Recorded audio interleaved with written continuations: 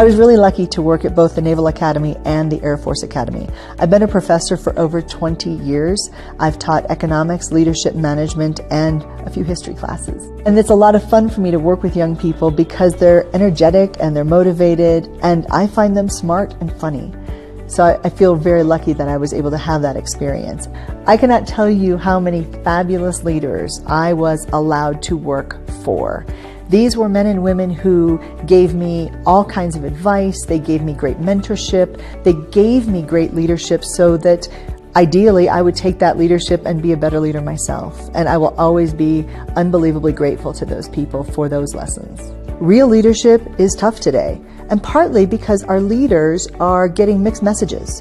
Their boss wants one thing from them, the people working for them want something else, and it's just tough. And leaders today are being squeezed. They're being squeezed from the top or their board of directors, and they're being squeezed from the bottom.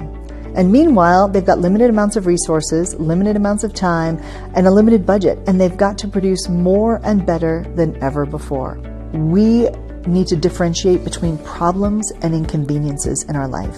So losing somebody, your child gets a terrible diagnosis, or there's a crisis in the family, or your home is destroyed by a natural disaster or whatever, that's a problem.